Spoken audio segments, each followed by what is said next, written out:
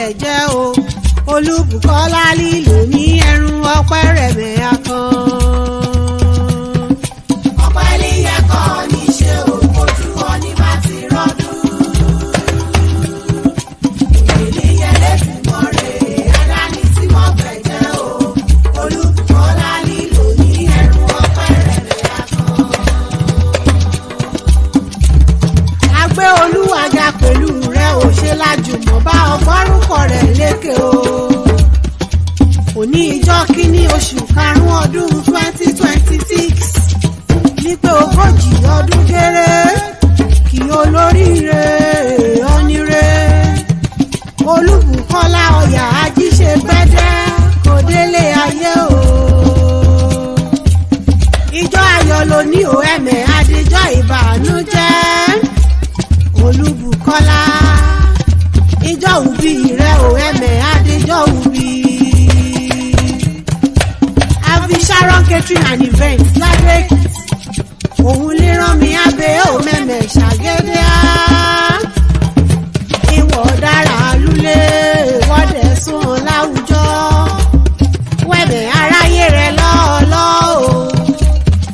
Olúbùkọ́lá mẹ́tí sí mi míyè sí mi ò wọ lílò ní àfijú nọ́ọ̀sì kò wòye.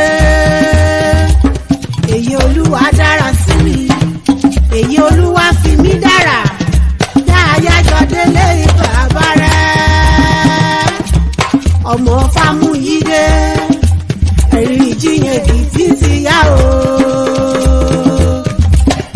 ọmọ erin àjígùn mọ́ ọmọ erin jòkètèrè lọ́jà ọmọ erin ṣùgbọ́n àṣàyòyòyò ọ̀pẹ̀kẹ̀ ilé tí erin kan mọ́mọ́dá kankan lébẹ̀ o. kàn mú gbádórí rẹ̀ àdọ́bíbọ́ kàn mọ́kùn débẹ̀ àdọ́gbàlájà ejò kàn bá mú òwò débẹ̀ sí kan ájì kiri o.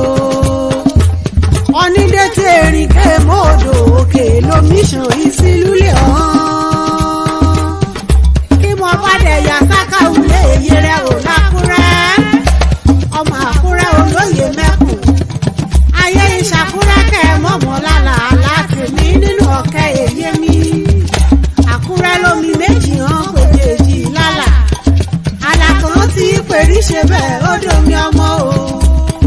ọ̀yà Adérẹ̀mí Ajíṣẹ́gbẹ́dé Erinmope-Ekiti lulẹ̀ ọkọ rẹ̀ ọmọ kèmí ọbẹ̀ ìdùn hàn o.